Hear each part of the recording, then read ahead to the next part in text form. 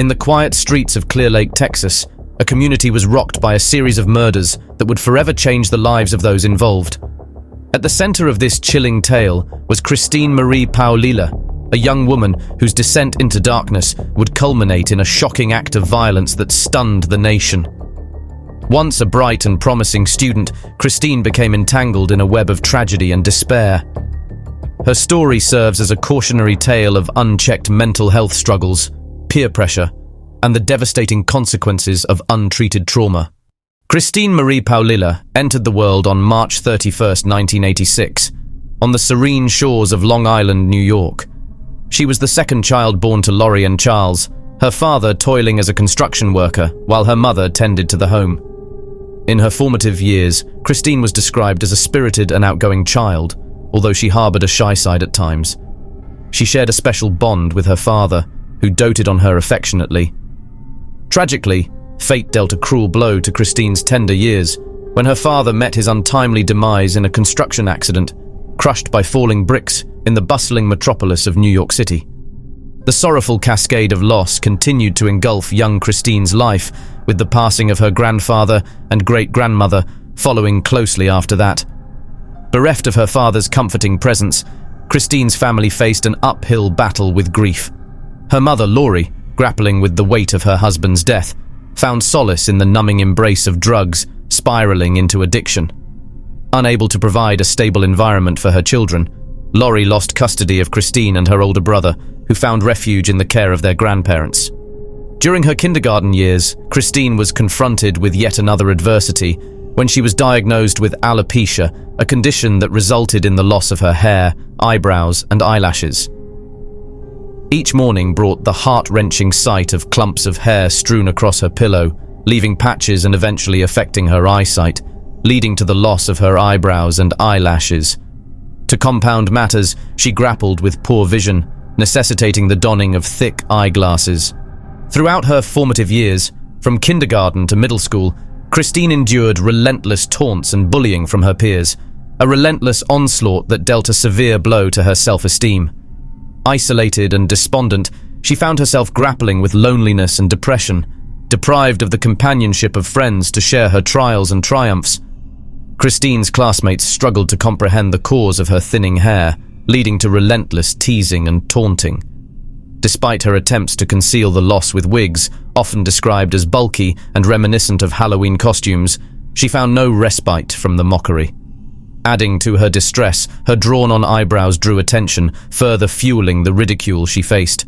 Even with the wigs, her torment persisted, escalating to the point where other children would brazenly snatch them off. Each morning brought a sense of dread as Christine faced the uncertainty of which classmate would inflict pain upon her that day, deepening her anguish and resentment towards school. After reuniting with her mother, who had overcome her addiction and remarried, Christine and her family left Long Island behind and relocated to Clear Lake City, Texas, a suburb of Houston. This new environment offered a fresh start for Christine and her siblings, nestled in a predominantly upper-middle-class neighborhood.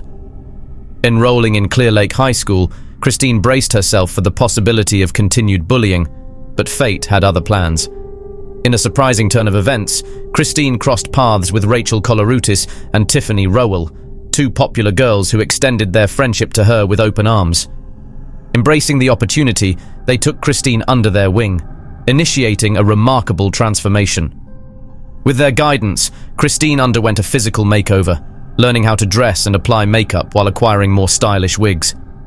This outward change mirrored a profound inner shift as Christine blossomed into a more confident, outgoing, and content individual. With Rachel and Tiffany by her side, Christine effortlessly became part of the social scene at her high school, where she was embraced and admired by her classmates. Her transformed demeanor, brimming with confidence and charm, led to her being crowned Miss Irresistible in 2003, marking a poignant milestone in her journey of self-exploration and personal growth. Rachel and Tiffany epitomized the essence of social grace, effortlessly navigating the realms of popularity while remaining genuinely kind and inclusive. Rachel, with her flowing locks and captivating smile, exuded intelligence and charisma, considering a future in the United States Air Force alongside her passion for art and childcare. Tiffany, adorned with her radiant smile and boundless generosity, harbored dreams of a career in social work, complemented by her talents as an actress and her vast circle of friends, including her closest confidant, Rachel. Despite being a year ahead in school, they embraced Christine into their fold, fostering a deep bond of friendship. Together, the trio reveled in laughter and camaraderie, with Christine finding solace in their company to the extent of shedding her wig, a symbol of her newfound comfort and happiness, as observed by her delighted mother. In the summer of 2003, Rachel and Tiffany embarked on a new chapter, moving in together at the age of 18. Meanwhile, Christine, aged 17, remained in her final year of high school and would often visit the pair. It was during this time that Christine began a relationship with Christopher Lee Snyder, a 21-year-old man. However, her mother and stepfather, as well as Rachel and Tiffany, disapproved of the relationship. Their concerns stemmed from Christopher's history of drug abuse and his extensive criminal record, which included armed robbery. Despite their warnings, Christine persisted in the relationship, prompting her loved ones to express their belief that she deserved better. Eventually, Christine found herself treading the same path as her boyfriend, succumbing to the allure of various drugs alongside Christopher. Christine's mother would later describe their relationship as toxic, revealing that Christopher not only isolated her daughter from loved ones, but also subjected her to alleged sexual assault.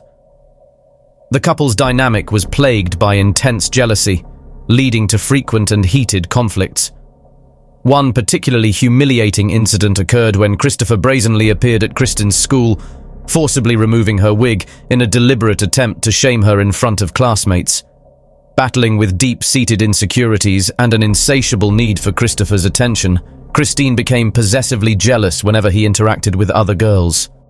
Christopher's family, recognizing the doomed nature of their relationship, pointed to the relentless arguments that plagued the couple. One such dispute escalated to the point where Christine spent an entire night on Christopher's front lawn, issuing threats of violence against his family. The police were frequently called to intervene in Christine's tumultuous relationship, and Christopher allegedly confided in his loved ones that only two things truly frightened him: the authorities and Christine herself. Despite the countless fights and clashes, Christine adamantly refused to sever ties with Christopher, a decision that would ultimately lead to devastating consequences. On the afternoon of July 18, 2003, Christopher and Christine visited Tiffany's home with the intention of stealing drugs and money. Tiffany was present with her boyfriend Marcus Priscilla, his cousin Adalbert Sanchez, and Tiffany's friend Rachel. Allegedly, Marcus and his cousin were involved in drug dealing, leading Christopher and Christine to believe drugs were stored in Tiffany's home. They planned to rob these drugs. An argument between Christopher and Marcus ensued, resulting in the shooting of all four individuals in the home.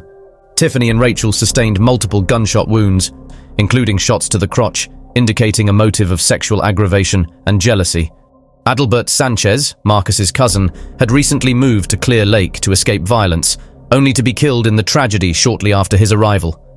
Rachel, despite being critically wounded, attempted to call for help, but was discovered by Christine.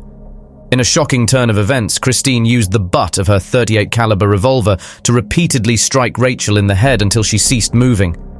Later, Christine confessed to the police that Rachel had pleaded for her life, but she chose to end it regardless. Less than an hour after committing the murders, Christopher drove Christine to Walgreens so she could clock in at her job at the makeup counter as if nothing had occurred. Around 6 p.m., an 18-year-old friend of Tiffany arrived at her house, hoping to join the group.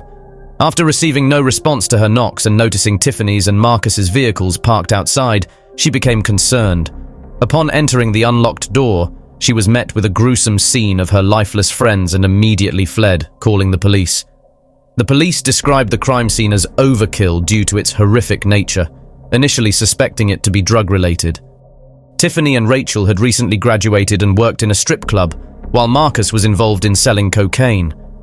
Consequently, the police presumed that the crime was organized by professionals involved in the drug trade, given that all the victims were killed execution style, except for Rachel.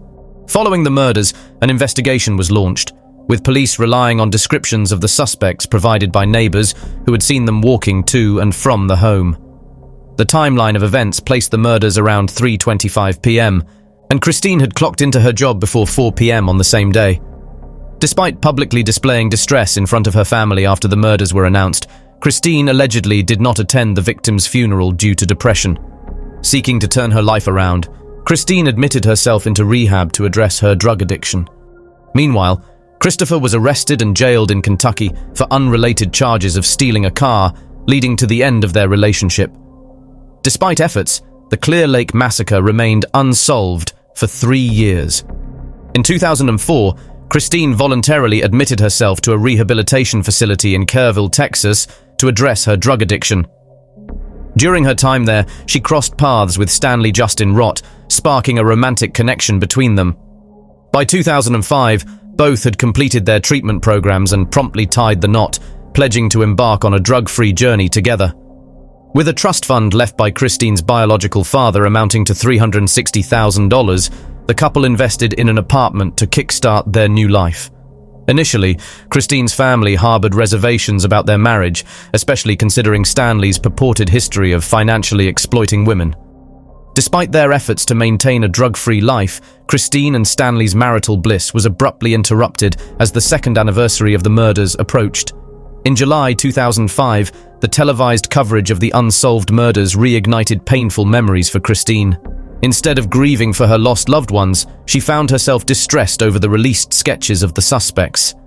This distress led her to confide in Stanley about her involvement in the murders, prompting the couple to go into hiding.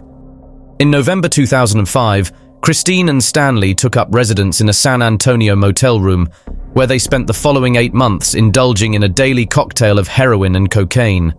Then, on July 8, 2006, police received an anonymous tip about the murders.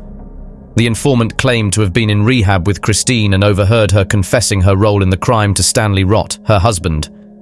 Acting on this information, police located Christine on July 19, 2006, and placed her under arrest. Stanley was also apprehended after authorities discovered 70 vials of heroin in their room.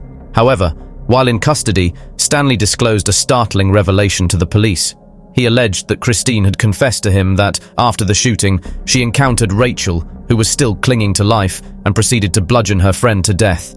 During her interrogation by detectives, Christine attempted to deflect responsibility onto her former boyfriend, Christopher, asserting that he had devised the plan to rob her friends, which had gone awry. She insisted to the police that her intentions were solely to obtain drugs and money, and that she had no intention of causing harm.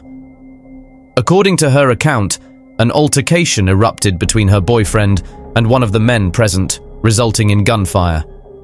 Christine claimed that Christopher had coerced her into firing the weapon by placing his hand over hers.